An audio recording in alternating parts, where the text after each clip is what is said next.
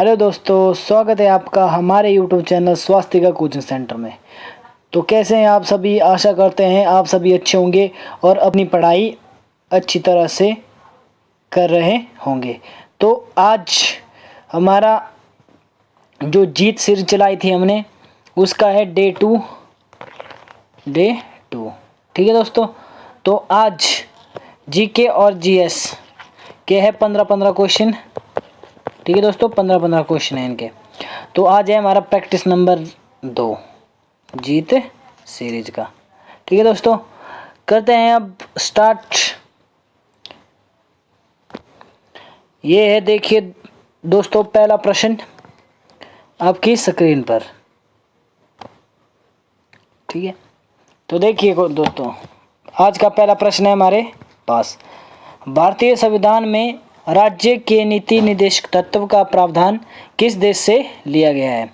तो आप बताइए मेरे को, जो हमारे भारतीय संविधान में जो डीपीएसपी है वो हमने किस देश से लिए हैं? आपको पता है हमने प्रावधान कितने देशों से लिया है? हमने लिया है 10 देशों से। ठीक है, 10 देशों से हमने जो हमें ज़रूरत थी वो हमने अपने संविधान में ऐड किया है। ठीक है दोस्तों, तो मेरे को बताइए आप डीपीएसपी किस में है? तो कनाडा से हमने क्या क्या लिया है? तो कनाडा के बताओ मेरे को क्या क्या लिया है हमने, जल्दी तो बताइए मेरे को, जल्दी से जल्दी। कनाडा से हमने क्या लिया है? तो कनाडा से देखिए हमने एक तो लिया है सरकार की संघीय व्यवस्था। क्या लिया है? सरकार की संघीय व्यवस्था। ठीक है, और रूस से हमने क्या लिया है? यूएसएसआर। जल्दी से बताइए मेरे को, रूस से हमने क्या क्या लिया है? तो उससे लिए हमने एक चीज़ ली है। क्या लिया है? हमारे जो मूल कर्तव्य है, मूल कर्तव्य लिया हमने रूस से। तो मेरे को बताइए अमेरिका से हमने क्या लिया है? अमेरिका से हमने बहुत सारी चीज़ें लिया, जैसे हमारे मौलिक अधिकार हो गए। ठीक है, मौलिक अधिकार और सर्वोच्च न्यायालय। जो सर्वोच्च न्यायालय होता है, सर्वोच्च न्यायालय लिया है। उसके बाद न्यायिक पुनरावलोकन।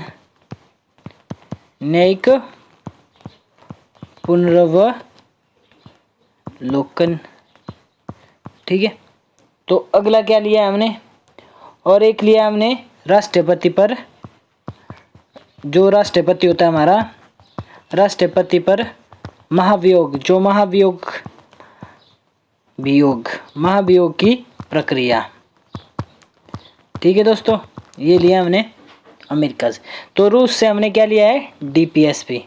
रूस से नहीं, सॉरी, आयरलैंड से हमने क्या लिया है? आयरलैंड से लिया हमने जो हमारे डीपीएसपी है, जो हमारे राज्य नीतिशिक तत्व है। ठीक है दोस्तों, ये लिया हमने आयरलैंड से। तो आयरलैंड से हमने और क्या लिया है? जल्दी बताइए, जल्दी से जल्दी। और हमने एक चीज़ और भी ली है आयरलैंड से, जो राष्ट्रपति का निर्वाचन मंडल होता है। राष्ट्रपति का निर्वाचन मंडल, निर्वाचक मंडल एवं निर्वाचन पद्धति। जो चुनाव किस तरह से करवाए जाते हैं, निर्वाचन पद्धति। ठीक है, ये आप याद रखेंगे। ठीक है, अगला क्वेश्चन करते हैं। अगला क्वेश्चन है आपकी स्क्रीन पर। विक्रम घोष निम्न में से किस वाद्य यंत्र से संबंधित है? जल्दी से जल्दी बताइए मेरे को, विक्रम घोष निम्न में से किस वाद्य यंत्र से संबंधित है? तो मेरे को बताइए आप, अगर सरोद के जानते हैं, सरोद क्या, आप बताइए मेरे को कौन कौन है? सरोद से है हमारा एक अलाउद्दीन खान। कौन है? अलाउद्दीन खान। ठीक है, एक नाम ये आ गया। और दूसरा नाम बताइए मेरे को सरोद से। एक और भी है, जरीन दारू वाला। कौन है? जरीन दारूवाला। और एक और भी है शर्मा करके, जल्दी बताइए मेरे को। एक है पंडित मुकेश शर्मा। ठीक है दोस्तों, तो सितार से जो सितार बजाते हैं उनका नाम बताइए जल्दी से जल्दी। एक तो हमारे जो सबसे टॉप पे जिन्हें ग्रैमी पुरस्कार मिल चुका है, पंडित रविशंकर, पंडित रविशंकर। और कौन है? एक है विलायत खान, विलायत खान है। और एक और नाम बताइए, उमा शंकर मिश्र। कौन है? उमा शंकर मिश्र। ठीक है दोस्तों, ये भी है। तो मेरे को बांसुरी से बताओ, बांसुरी कौन कौन बजाते हैं?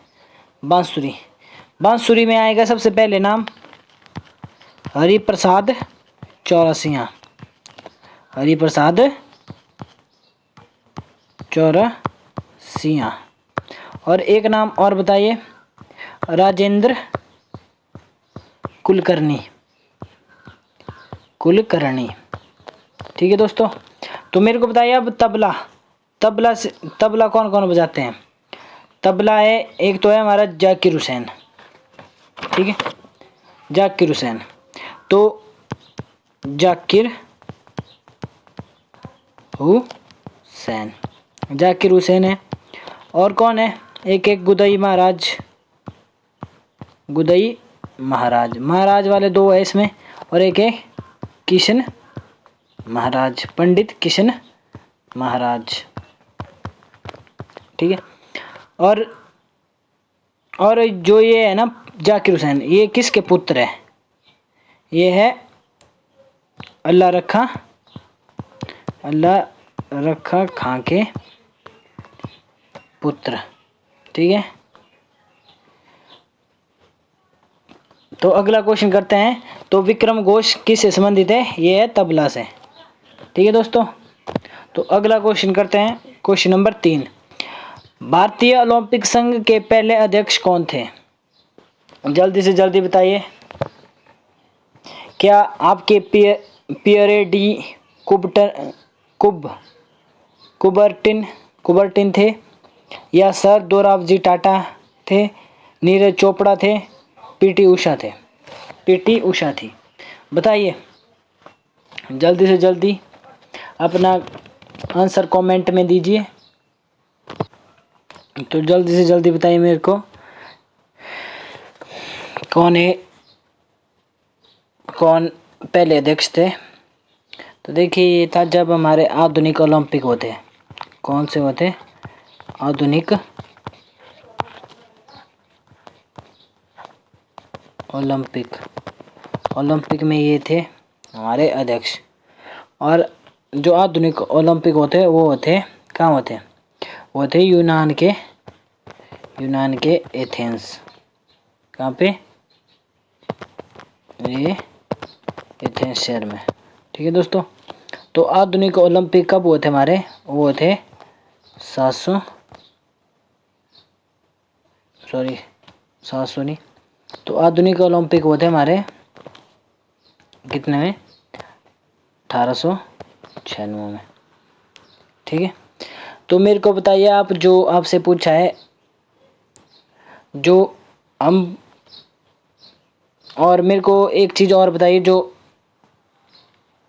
ओलंपिक संघ है ना, अंतर्राष्ट्रीय ओलंपिक समिति, अंतर्राष्ट्रीय ओलंपिक समिति, पहला क्वेश्चन आपके लिए। अंतर्राष्ट्रीय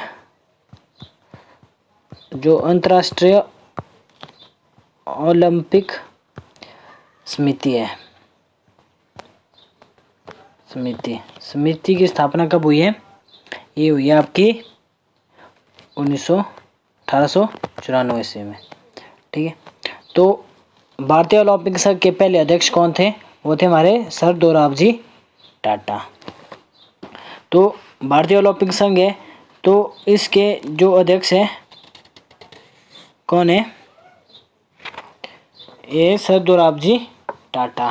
ठीक है दोस्तों, तो मेरे को बताइए आप, सर दोराबजी टाटा कब भारतीय ओलंपिक संघ के अध्यक्ष के रूप में कार्य किया? ये बने थे आप हमारे 1927 में। ठीक है, तो नीरज चोपड़ा है, नहीं है। पीटी उषा, पीटी उषा हमारी वर्तमान में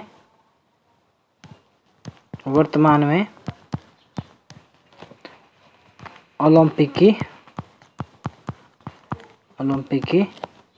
संघ की अध्यक्ष है। ठीक है दोस्तों, अगला क्वेश्चन करते हैं, क्वेश्चन नंबर 4। तराइन का पहला युद्ध किस किस के मध्य लड़ा गया था? जल्दी जल्दी बताइए दोस्तों, तराइन का पहला युद्ध किस किस के मध्य लड़ा गया था? क्या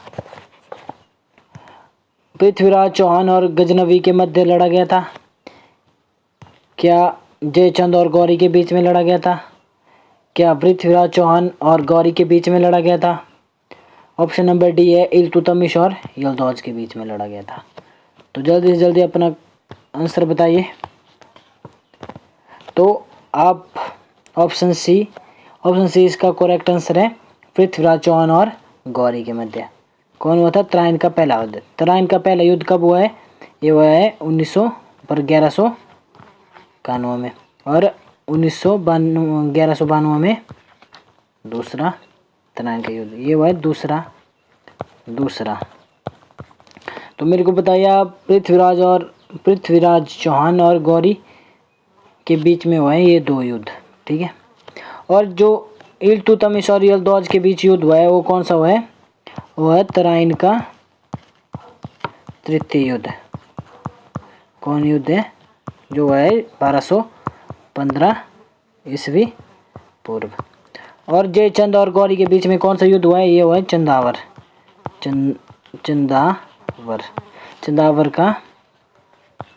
युद्ध। ये कब हुआ है? ये हुआ है 1194 ईस्वी में। ठीक है दोस्तों, तो अगला क्वेश्चन करते हैं, क्वेश्चन नंबर 5। इंदिरा गांधी अंतर्राष्ट्रीय हवाई अड्डा कहाँ पर स्थित है? जल्दी जल्दी अपना आंसर बताइए, और हम यहाँ पे प्रमुख हवाई अड्डे कर लेते हैं तब तक। हवाई पतन भी बोलते हैं इसे, अड्डा भी बोलते हैं। ठीक है दोस्तों, जल्दी जल्दी बताइए। तो पहले नंबर पे हम करते हैं जो हमारा लाल बहादुर शास्त्री हवाई अड्डा कहाँ है? लाल शास्त्री हवाई अड्डा ये कहाँ पे है? ये है हमारा वाराणसी में। कहाँ है? वाराणसी में। ठीक है, वाराणसी में। तो दूसरा बताइए मेरे को। दूसरा सरदार वल्लभ भाई पटेल हवाई अड्डा कौन है? सरदार वल्लभ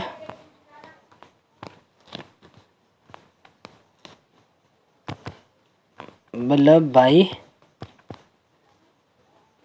पटेल। ये कहाँ पे है? ये है हमारा अहमदाबाद। कहाँ पे है? अहमदाबाद में। तो तीसरा बताइए मेरे को जो है राजीव गांधी हवाई अड्डा कहाँ है? राजीव गांधी हवाई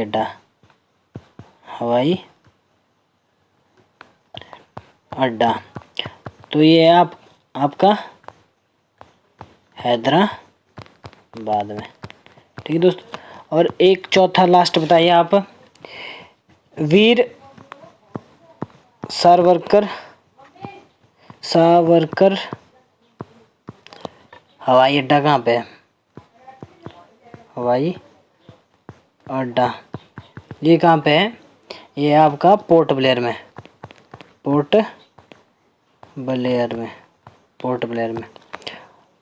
ठीक है, तो इंदिरा गांधी अंतर्राष्ट्रीय हवाई अड्डा कहाँ पे स्थित है? ये हमारा दिल्ली में। हिमाचल में कौन सा है? गग्गल, ठीक है। और मुंबई में कौन सा है, जल्दी जल्दी बताइए मेरे को। मुंबई में है छत्रपति शिवाजी। कौन सा है, छत्रपति शिवाजी हवाई अड्डा। तो कोलकाता में बताइए मेरे को, कोलकाता में कौन सा है। कोलकाता में है हमारा नेताजी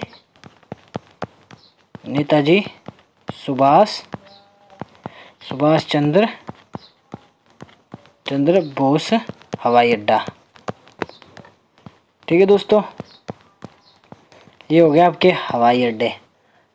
तो अगला क्वेश्चन करते हैं, क्वेश्चन नंबर 6। वर्तमान में गुजरात के मुख्यमंत्री कौन है, जल्दी से जल्दी बताइए मेरे को, जल्दी से जल्दी बताओ। देखिए आपका जो ए ऑप्शन में है प्रमोद सावंत है, क्या वह वर्तमान में गुजरात के मुख्यमंत्री है, नहीं। तो ये किस राज्य के मुख्यमंत्री हैं, ये है गोवा के, ठीक है दोस्तों। तो मेरे को बताइए जो बी ऑप्शन में है वासुदेव शाह, ये किस राज्य के है, ये है छत्तीसगढ़। किस राज्य के है, छत्तीसगढ़, ठीक है। तो रेवंत रेड्डी कहाँ के मुख्यमंत्री है, जल्दी से जल्दी बताइए मेरे को। रेवंत रेड्डी है हमारा तेलंगाना, ठीक है। तो भूपेंद्र भाई पटेल का किस राज्य के है, ये है गुजरात के, ठीक है। मेरे को बताइए आप हिमाचल के वर्तमान में मुख्यमंत्री, और एक बताइए नागालैंड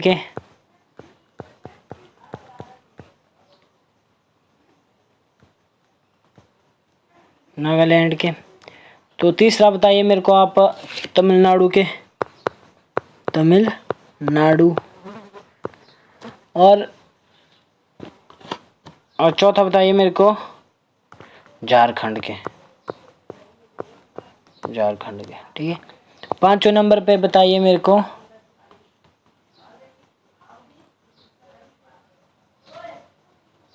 केरल के, किस राज्य के, केरल के, ठीक है दोस्तों। तो इन राज्यों के, तो हिमाचल प्रदेश के मुख्यमंत्री कौन है वर्तमान में, सुखविंदर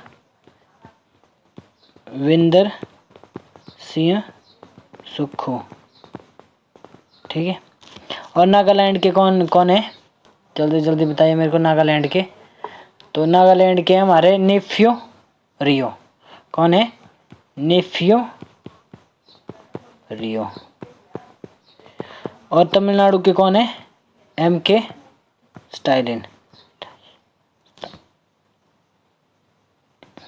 कौन है, स्टालिन, MK स्टालिन, ठीक है। तो मेरे को बताओ झारखंड के कौन है, हेमंत सोरेन,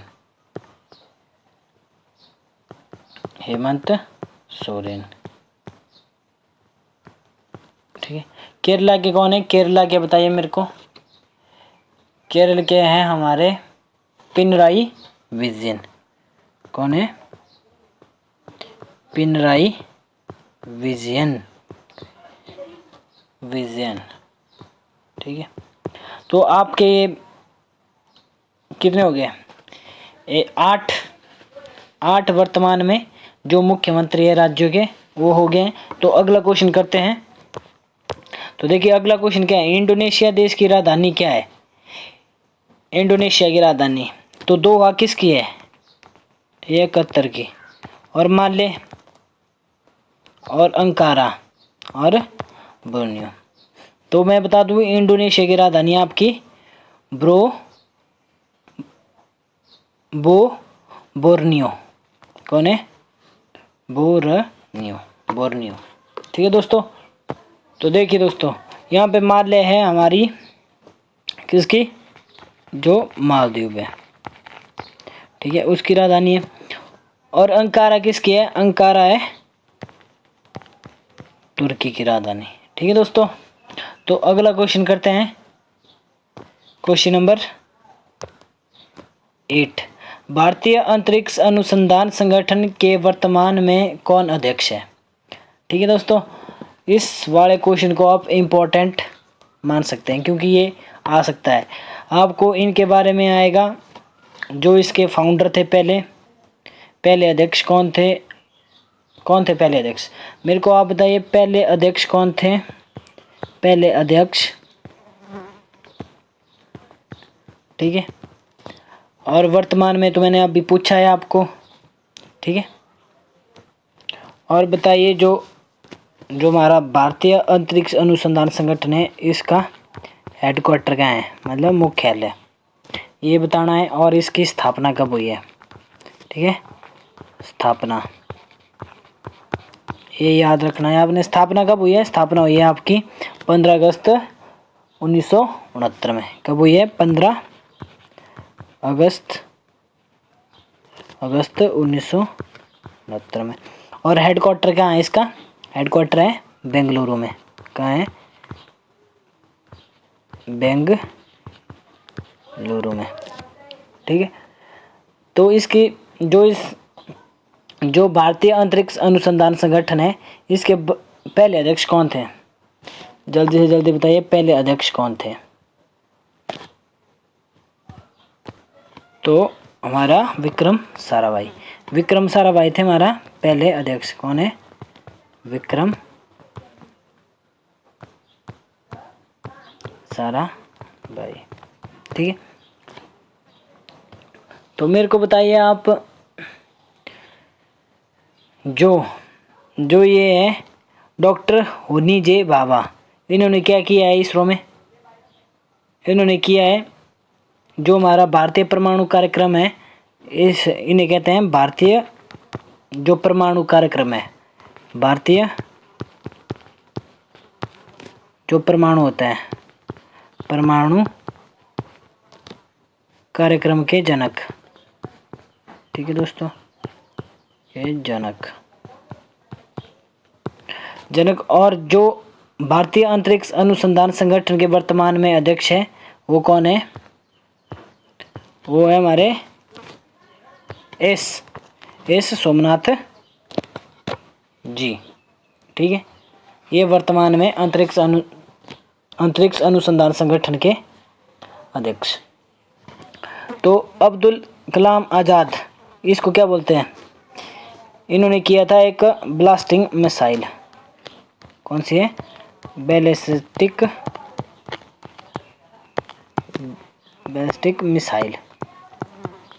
मिसाइल और लॉन्च व्हीकल, और लॉन्च व्हीकल,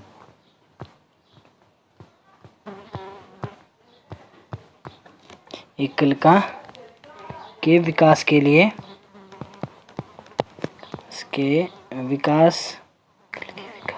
लिए, इन्हें किस नाम से जाना जाता है, इन्हें मिसाइल मैन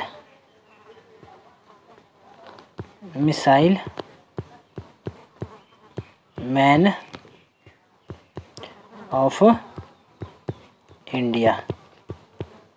इंडिया के नाम से जाना जाता है, ठीक है दोस्तों। तो अगला क्वेश्चन करते हैं, क्वेश्चन नंबर जो हमारा है 9। संचालन समिति के अध्यक्ष कौन थे, जल्दी जल्दी बताइए, वेरी इंपॉर्टेंट क्वेश्चन है ये। संचालन समिति के अध्यक्ष कौन थे, जवाहरलाल नेहरू थे या सरदार वल्लभ भाई पटेल थे, JB कृपलानी थे, डॉक्टर राजेंद्र प्रसाद। तो हमारा राइट आंसर क्या है, डॉक्टर राजेंद्र प्रसाद इसके संचालन समिति के अध्यक्ष का थे। जब हमारी संविधान सभा बनी थी तब जो हमारा मंत्रिमंडल था, मंत्रिमंडल में जब ये मंत्रिमंडल बना था तब इन्हें जो ये समितियां बनी थी इनके अध्यक्ष थे। तो मेरे को बताइए आप अन्य समितियां,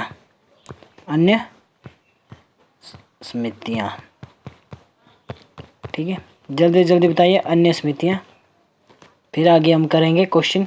और राजेंद्र प्रसाद जी के पास कौन सा था, एक था वित्त एवं स्टाफ समिति, कौन था, एक वित्त एवं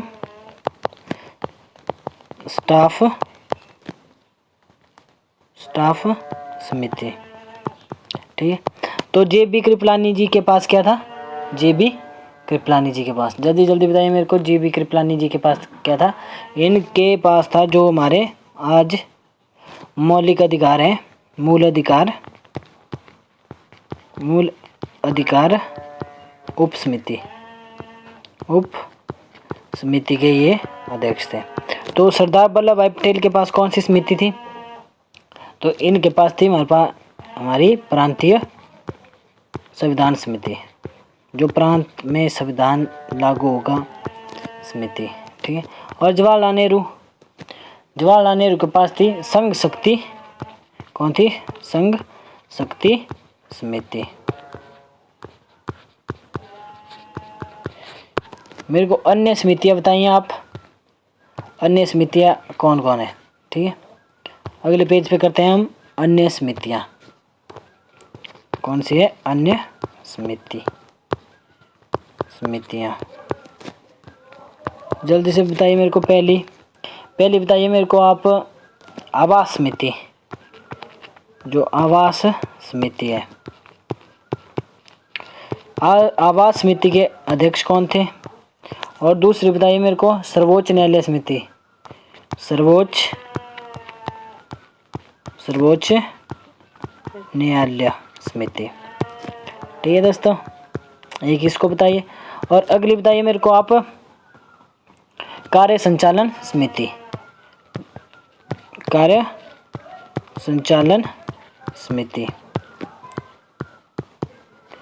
जल्दी बताइए इसको। और चौथी बताइए मेरे को आप अल्पसंख्यक उप समिति के अध्यक्ष कौन थे? अल्पसंख्यक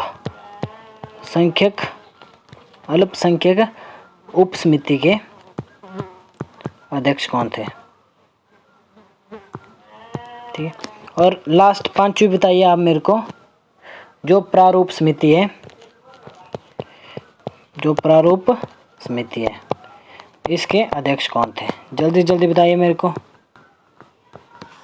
तो देखिए आवास समिति के अध्यक्ष कौन थे हमारे? इसके थे हमारे बी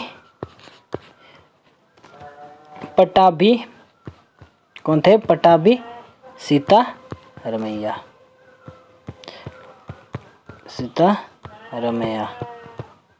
ठीक है दोस्तों। तो अगला सर्वोच्च न्यायालय समिति के अध्यक्ष थे, ये थी एस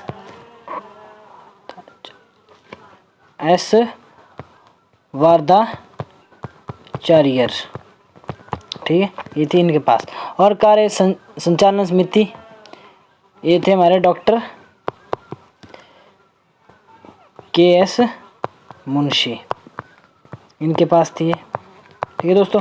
तो अगली अल्पसंख्यक उप समिति, अल्पसंख्यक थी HC मुखर्जी के पास,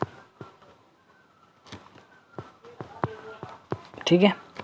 तो मेरे को बताइए लास्ट प्रारूप समिति के अध्यक्ष कौन थे? डॉक्टर भीमराव अंबेडकर, कौन थे? अंबेडकर, ठीक है दोस्तों। ये समिति होगी, ये वेरी इंपॉर्टेंट समिति है। तो अगला क्वेश्चन करते हैं,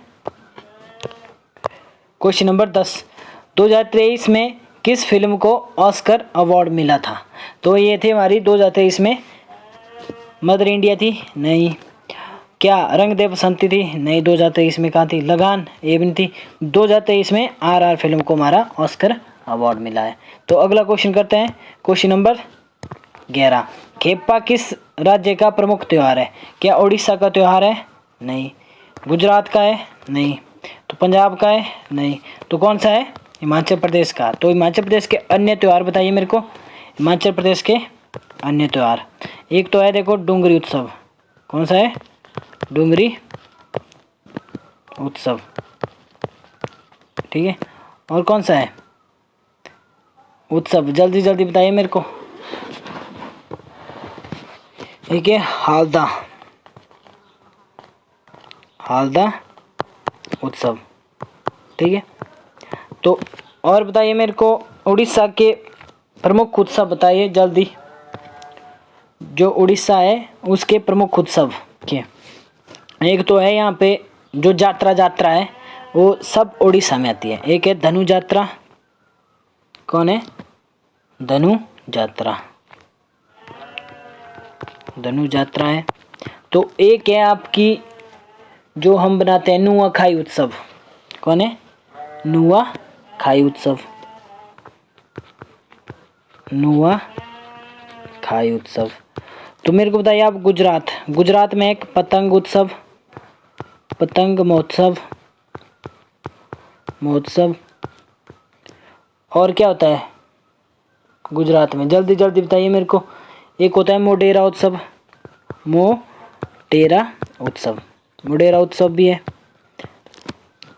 तो पंजाब के बताइए मेरे को, पंजाब में कौन कौन से किए जाते हैं? पंजाब में होता है एक होला मोहल्ला, होला मोहल्ला।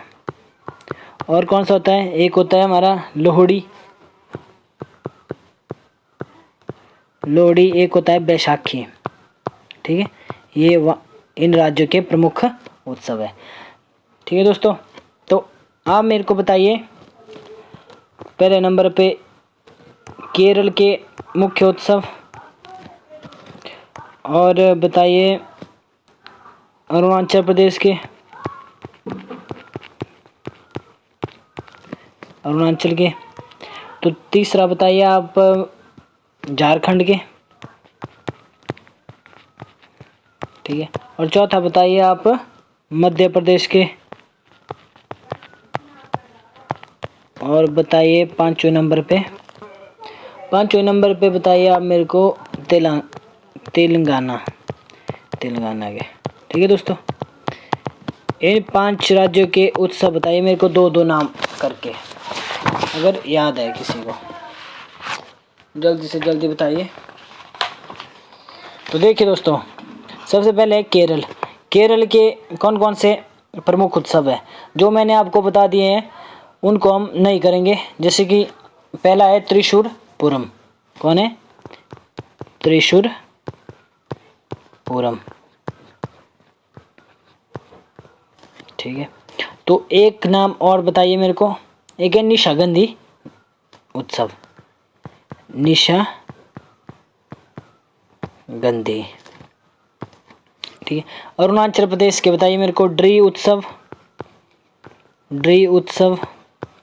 और एक लोसर उत्सव, एक है सोनुम, सोनुम सोलुंग, सोलुंग, कौन सा है? सोलुंग, ग है यहाँ पे, सॉरी दोस्तों, सोनुम नहीं, सोलुंग, सोलुंग उत्सव, ठीक है। तो झारखंड के बताइए मेरे को, झारखंड के प्रमुख उत्सव कौन कौन से हैं? एक है सरहुल पर्व, सरहुल पर्व। तो एक है फगुआ, फगुआ पर्व। एक है टुसु, टुसु महोत्सव। तो मध्य प्रदेश के बताइए, एक है काकसार, काकसार महोत्सव। और दूसरा है हमारा भगोरिया, भगोरिया उत्सव, ठीक है दोस्तों। और तेलंगाना के बताइए अब मेरे को, तेलंगाना के प्रमुख उत्सव, एक है बोनालू उत्सव, बोनालू उत्सव आंध्र प्रदेश में भी मनाया जाता है और तमिलनाडु में भी, ठीक है। एक है बथुकम्मा, बथुकम्मा। एक है हमारा पिरला पाडुगा, पिरला पाडुगा, पाडुगा उत्सव, ठीक है दोस्तों। अगला क्वेश्चन करते हैं। अगला क्वेश्चन है आपके लिए, नंदा देवी मंदिर किस राज्य में स्थित है? जल्दी जल्दी आप बताइए, नंदा देवी मंदिर किस राज्य में स्थित है? तो देखिए दोस्तों, नंदा देवी मंदिर हिमाचल प्रदेश में नहीं है। हिमाचल प्रदेश में के प्रमुख मंदिर है हमारे पास हडिम्बा देवी टेम्पल, हडिम्बा देवी मंदिर, हडिम्बा देवी मंदिर। और एक है शिकारी देवी मंदिर, शिकारी देवी। एक है नैना देवी मंदिर, मंदिर। चिंतपूर्णी मंदिर है, कौन है? जो चिंतपूर्णी है, चिंतपूर्णी मंदिर है, ज्वालामुखी मंदिर है, संकट मोचन है। तो अगला जम्मू कश्मीर, जम्मू कश्मीर में कौन कौन से मंदिर है? एक देखिए वैष्णो माता मंदिर है, वैष्णो माता मंदिर, ठीक है। तो एक रघुनाथ मंदिर है, रघुनाथ मंदिर, ठीक है दोस्तों, रघुनाथ मंदिर है। और केरल के प्रमुख मंदिर कौन कौन से, जल्दी बताइए मेरे को। केरल के प्रमुख मंदिर जल्दी से जल्दी बताइए दोस्तों, केरल के।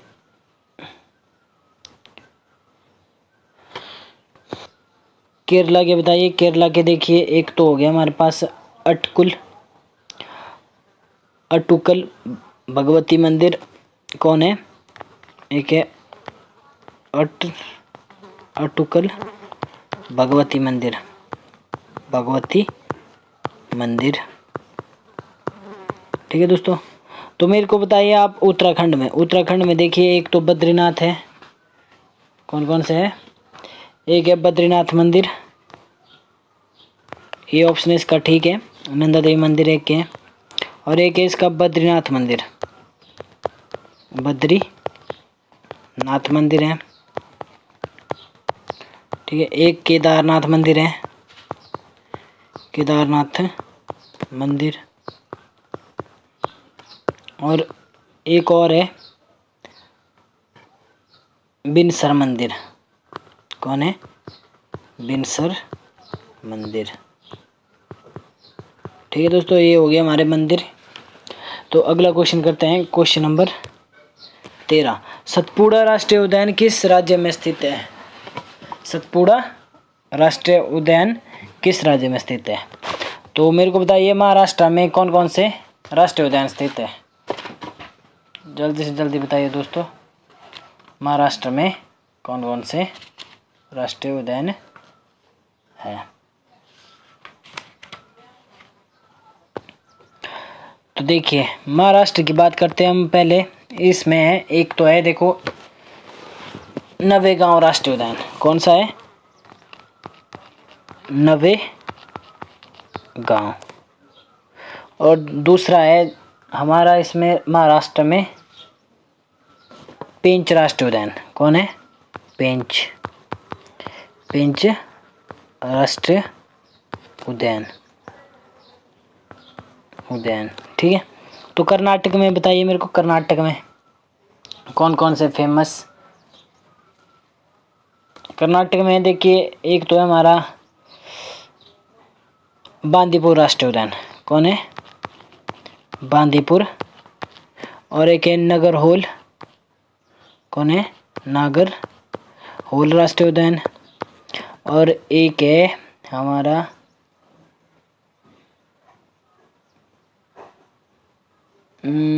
कर्नाटक में और कौन है जिसे कि नागरहोल को बोलते हैं हम, राजीव गांधी भी। और एक है केंद्रमुख राष्ट्रीय उद्यान, हाँ केंद्रमुख राष्ट्रीय उद्यान। तो मध्य प्रदेश में सतपुड़ा राष्ट्रीय उद्यान कहाँ है? यह है मध्य प्रदेश में। तो मध्य प्रदेश के अन्य नाम बताइए मेरे को, जो जो राष्ट्रीय उद्यान है मध्य प्रदेश में। एक तो सबसे पहले कान्हा राष्ट्रीय उद्यान, कौन है? कान्हा राष्ट्रीय उद्यान। तो दूसरा कौन है? और फिर है माधव राष्ट्रीय उद्यान। और तीसरा बताइए मेरे को, तीसरा जल्दी जल्दी बताइए मेरे को।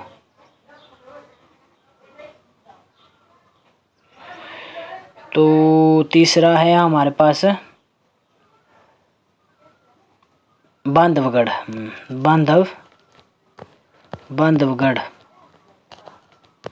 बांधवगढ़ राष्ट्रीय उद्यान। तो पश्चिम बंगाल में कौन कौन से हैं? वेस्ट बंगाल में कौन कौन से राष्ट्रीय उद्यान है? एक है न्योरा वैली राष्ट्रीय उद्यान। और एक है गोरुमारा राष्ट्रीय उद्यान, गोरुमारा राष्ट्रीय उद्यान, ठीक है दोस्तों। और एक है हमारा बक्सा जिसे हम बुक्सा बोलते हैं, बुक्सा राष्ट्रीय उद्यान।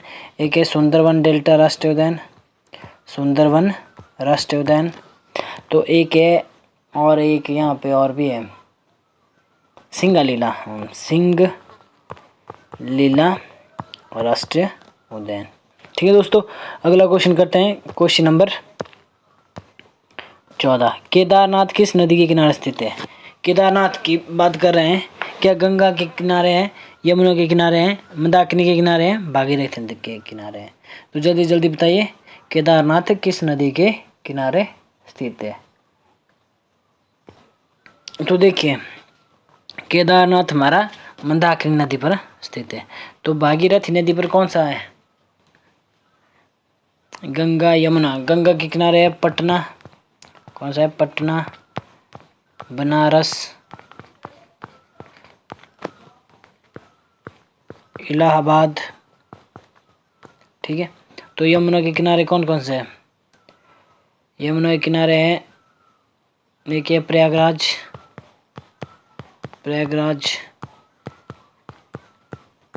दिल्ली और आगरा,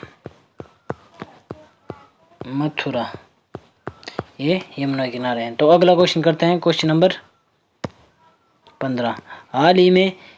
हाल ही में भारत देश द्वारा कौन सा ऑपरेशन चलाया गया है? ठीक है, तो कौन सा है? ऑपरेशन सिंदूर। ठीक है, कब चलाया है? ये चलाया है 7 मई को। ठीक है, तो अगला क्वेश्चन करते हैं, क्वेश्चन नंबर 16। निम्न में से कौन सी एक अदिश राशि है? तो अदिश राशि के बारे में बताइए मेरे को, कौन सी इसमें से अदिश राशि है? जल्दी से जल्दी बताइए दोस्तों, अदिश राशि।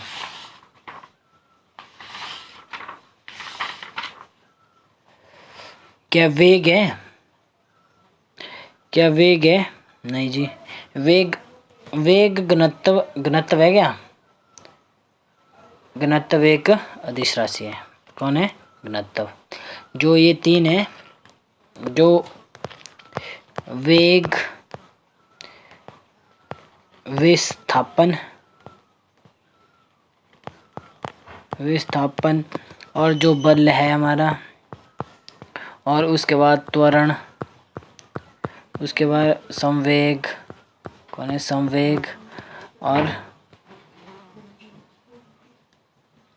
ये सारी कौन सी राशि है? ये सारी सदिश राशियाँ, सदिश राशियाँ। तो अदिश राशियों के बारे में बताइए मेरे को, अदिश राशियाँ। अदिश राशि कौन सा है? अदिश राशि। जल्दी जल्दी बताइए मेरे को, अदिश राशियाँ कौन सी होती है? एक तो होती है, देखिए, घनत्व। ठीक है, एक घनत्व है, और कौन सी? एक द्रव्यमान, और दूरी के बाद चाल के बाद है आयतन, कार्य और शक्ति आदि अदिश राशियाँ हैं। ठीक है दोस्तों, अगला क्वेश्चन करते हैं, क्वेश्चन नंबर 17। अल्टीमीटर किस को मापता है? अल्टीमीटर बोलते हैं हम अल्टीमेट बंदा, कौन सा है? मतलब जो ठीक ऊंचा होगा, मतलब ऊंचा। ठीक है, अल्टीमेट मीटर। जल्दी से जल्दी बताइए, इससे हम क्या मापते हैं? इससे मापते हैं हम ऊंचाई। समुद्र की गहराई हम किससे मापते हैं? जल्दी जल्दी बताइए, समुद्र की गहराई।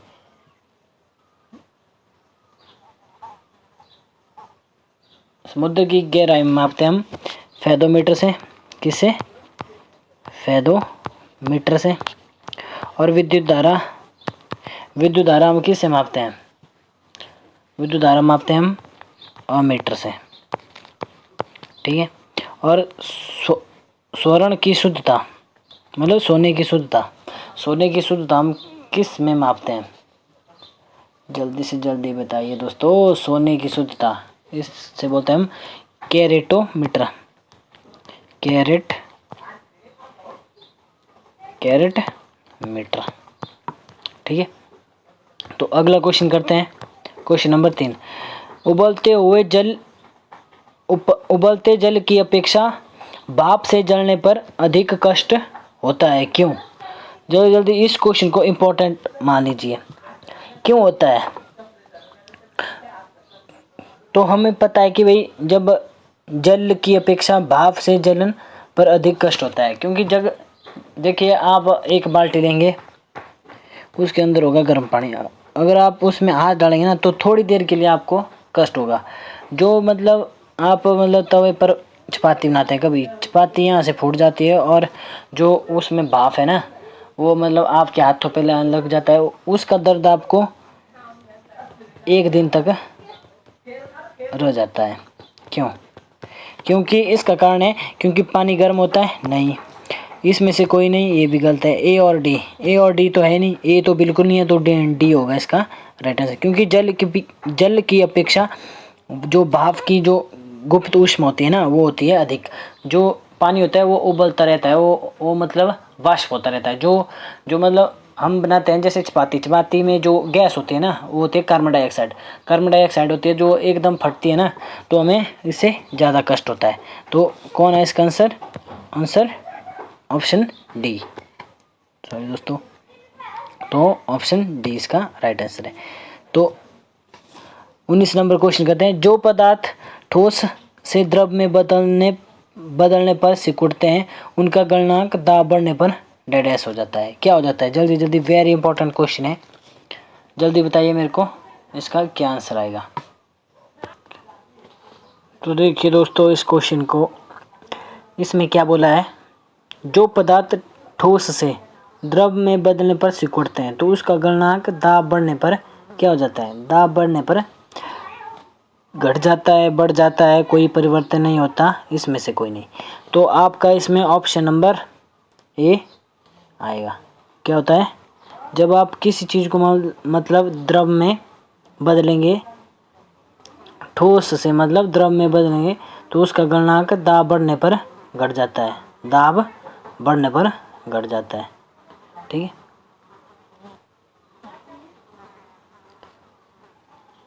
तो अगला क्वेश्चन करते हैं, क्वेश्चन नंबर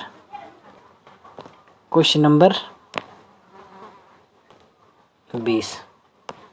कौन सा है? Question number 20।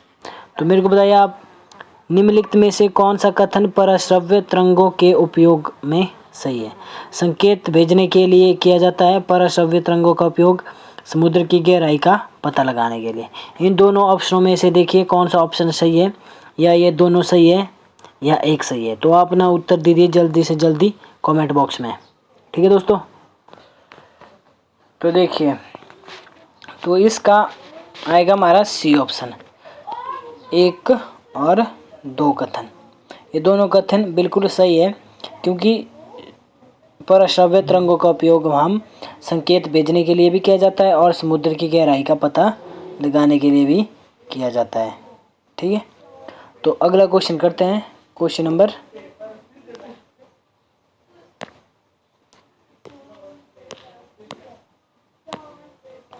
21। कॉफ़ी पाउडर का पानी में बहुत जल्दी घुल जाना किसका एक उदाहरण है? जल्दी जल्दी बताइए मेरे को, किसका एक उदाहरण है? जो आपका कॉफ़ी पाउडर है उसका जल्दी से जल्दी पानी में घुल जाना, जल्दी से जल्दी बताइए।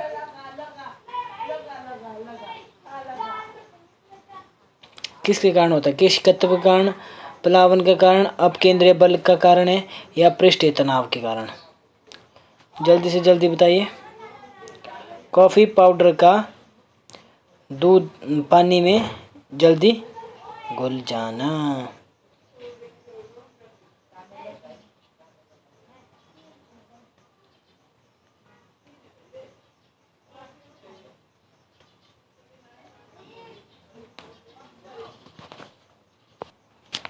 तो इसका ऑप्शन नंबर डी राइट है।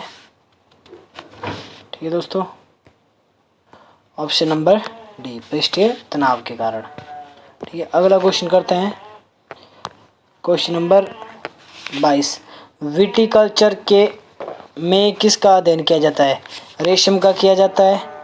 बिल्कुल नहीं। विटिकल्चर में किसका अध्ययन किया जाता है? क्या रेशम का अध्ययन किया जाता है, क्या कीटों का अध्ययन किया जाता है, घावों का अध्ययन किया जाता है या अंगूरों का अध्ययन? जल्दी जल्दी बताइए मेरे को। तो देखिए दोस्तों, रेशम का अध्ययन होता है हमारा किसमें? रेशम का अध्ययन होता है को क्या कहते हैं हम? सेरीकल्चर। क्या कहते हैं? सेरीकल्चर, ठीक है। तो कीटों का अध्ययन किस में किया जाता है? कीटों का अध्ययन किया जाता है एंटोमोलॉजी।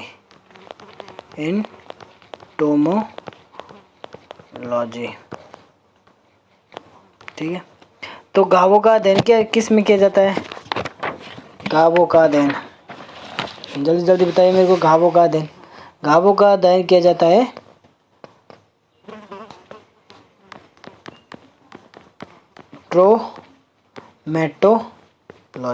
ट्रोमेटोलॉजी में। तो विटिकल्चर में किसका अध्ययन होता है? अंगूरों का अध्ययन, ठीक है। क्वेश्चन नंबर 23, किस विधि से जल की स्थायी कठोरता को दूर किया जाता है? धावन सोडा विधि से या कैलगोन विधि से या परयूटिट विधि से या संश्लेषित रेजिन विधि से? जल्दी जल्दी बताइए किस विधि से किया जाता है? तो इसका सही उत्तर है कैलगोन विधि से।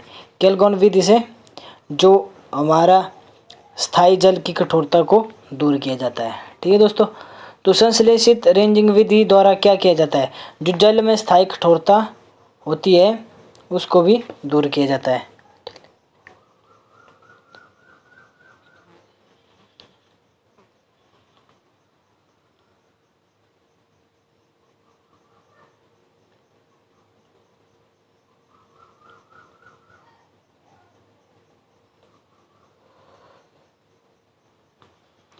तो हम किस विधि से जल की स्थायी कठोरता को, तो इन चारों से जल की स्थायी कठोरता को दूर किया जा सकता है।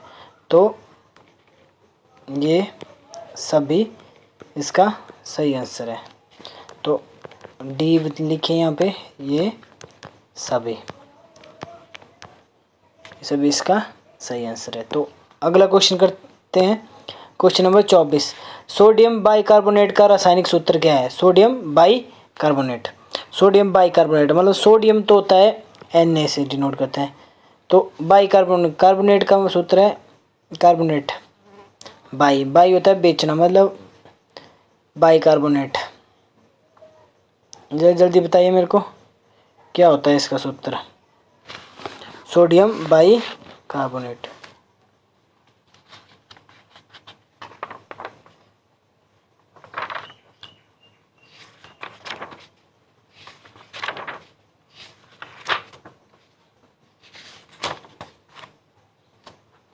तो Na तो आएगा, तो Na तो आएगा, तो HCO3, तो ये है हमारा सोडियम बाइकार्बोनेट है ये ऑप्शन में। तो HCl क्या होता है? Hydrochloric acid. किसका होता है? हाइड्रोक्लोरिक एसिड का, जो हमारा HCl है। किसका है? ये है हमारा हाइड्रोक्लोरिक एसिड, हाइड्रोक्लोरिक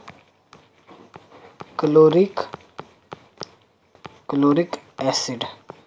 तो Na2CO3, Na2CO3, तो ये होता है हमारा सोडियम कार्बोनेट। क्या होता है ये? होता है सोडियम कार्बोनेट। क्या होता है? कार्बोनेट, ठीक है दोस्तों।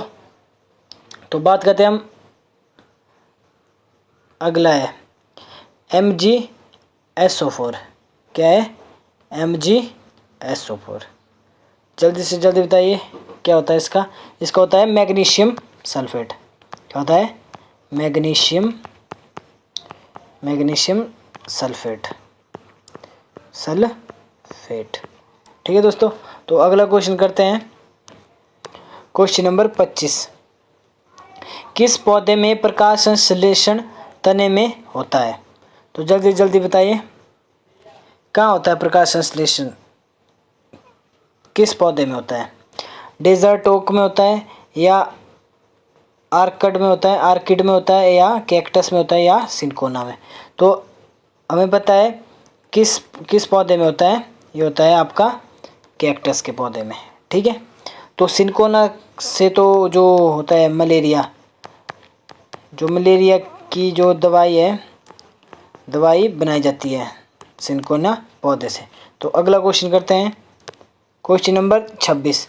विटामिन B12 में कौन सी धातु उपस्थित होती है? धातु पूछा है, धातु होती क्या सोडियम है, कोबाल्ट है, या मैग्नीशियम, या लोहा? तो हम बता सकते हैं विटामिन B12 में होती है हमारी कोबाल्ट।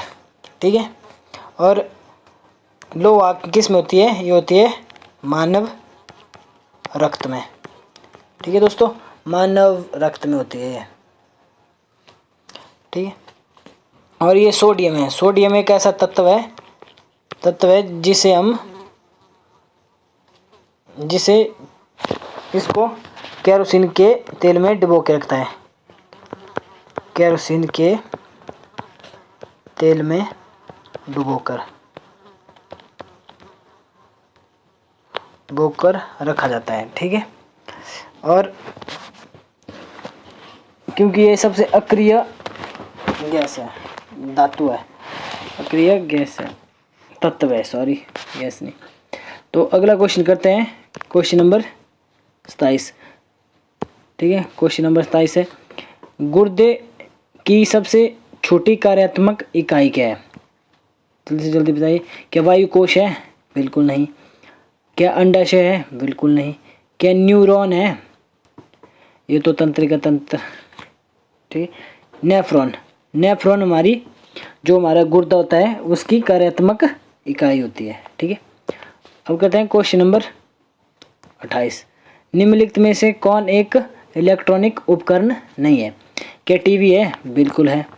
रेडियो है? बिल्कुल है। संगणक है? संगणक को बोलते हैं हम कंप्यूटर।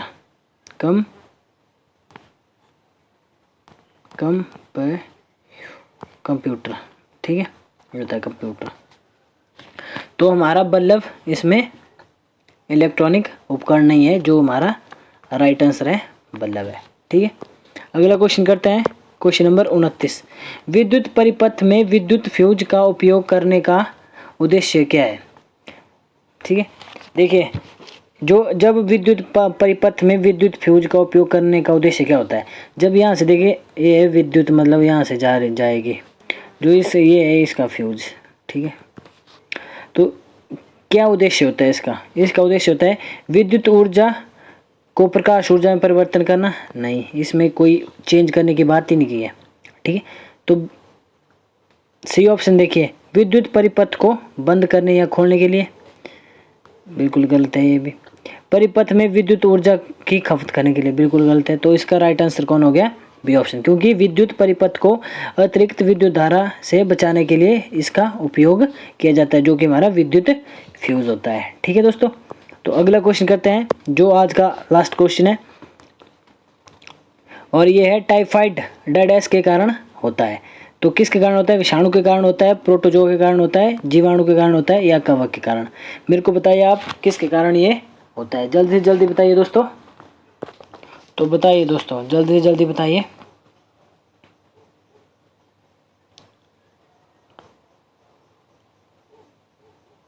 टाइफाइड क्या विषाणु से होता है, जीवाणु से होता है, या कवक से होता है? तो ये है जीवाणु जनित रोग। कौन सा है? जीवाणु जनित रोग है। तो जीवाणु के अन्य रोग बताइए मेरे को। जीवाणु से होने वाले अन्य रोग कौन कौन से हैं? एक है हैजा। ठीक है, हैजा भी जीवाणु के कारण होता है। और एक है क्षय रोग। और एक है हमारा प्लेग भी जीवाणु के कारण होता है। और एक है कुष्ठ रोग किसके कारण होता है? ये भी जीवाणु के कारण होता है। तो कवक के कारण कौन कौन से रोग होते हैं? एक होता है हमारा फंगल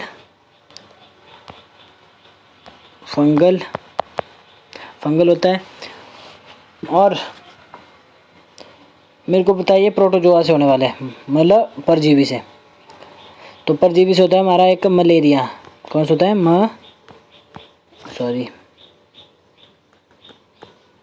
क्या होता है? मलेरिया। मलेरिया होता है।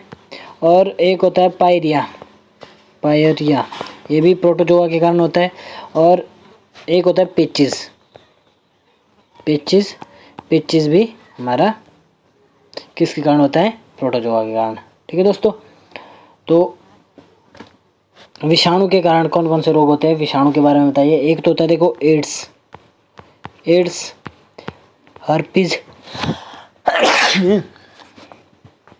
हर्पीज भी इसके कारण होता है। और पोलियो भी इसके कारण होता है, वायरस के कारण। और एक होता है चेचक भी विषाणु के कारण होता है। और खसरा भी इसके कारण होता है। ठीक है दोस्तों। तो दोस्तों आज के प्रैक्टिस सेट ख़त्म हो चुका है। तो मिलते हैं आपसे अब अगले प्रैक्टिस सेट के लिए। तब तक आप अपनी तैयारी को बेहतर ढंग से करेंगे। और जो आपको इस प्रैक्टिस सेट में क्वेश्चन नहीं आते थे उनको ठीक अच्छी तरह से पढ़ेंगे और अगले प्रैक्टिस सेट के लिए इस प्रैक्टिस सेट को तैयार कर लेंगे। ठीक है दोस्तों। अगर आप पीछे से रिवीजन करते जाएंगे तो आपका जो बेस है वो मजबूत होता जाएगा, तब आपको जीके और जीएस में कभी भी दिक्कत नहीं आ सकती। ठीक है दोस्तों। जय हिंद, जय भारत। मिलते हैं अब अगले प्रैक्टिस सेट में।